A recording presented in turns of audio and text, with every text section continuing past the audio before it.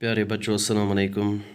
आज के वीडियो में हम क्लास फर्स्ट इंग्लिश पढ़ेंगे और जो हमारा आज का टॉपिक है वावल्स एंड कंसोनेंट्स, यानी आज हम वावल्स एंड कंसोनेंट्स के बारे में पढ़ेंगे। वावल्स और कंसोनेंट्स किसे कहते हैं बच्चों? इंग्लिश में जो अल्फ़ाबेट्स जिन्हें हम लेटर्स भी कहते हैं, जिनकी तादाद 26 है, उनको दो हिस्सों में तकसीम किया जाता है। जो पहला हिस्सा है उसे वावल्स कहते हैं, दूसरे हिस्से को कंसोनेंट्स कहते हैं। तो सबसे पहले हम वावल्स देखेंगे कि वावल कौन कौन सा है, उनकी तादाद कितनी है।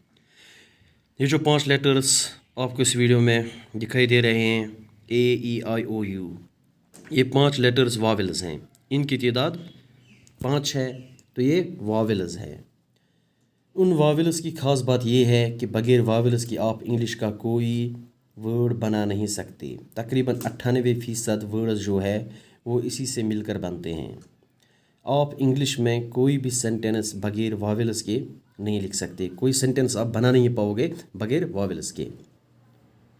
यानी ये आवाज़ें निकालते हैं, तो उनके ज़रिए से हम वर्ड्स बना सकते हैं। उनकी एक ख़ास बात ये भी है कि जब आप इन्हें कहेंगे आपकी ज़बान कहीं भी टच नहीं होगी। तो इसके बाद अब जो दूसरा हिस्सा है उसे कंसोनेंट्स कहते हैं। तो अब हम कंसोनेंट्स पढ़ेंगे। ये कंसोनेंट्स किसे कहते हैं, अब कौन से लेटर्स कंसोनेंट्स हैं। दूसरा हिस्सा जो इसका है वो कंसोनेंट्स जो हमने देखें, AEIOU 5 को निकाल दे तो बचते हैं 21। ये बचे हुए 21 लेटर जो आपको नज़र आते हैं,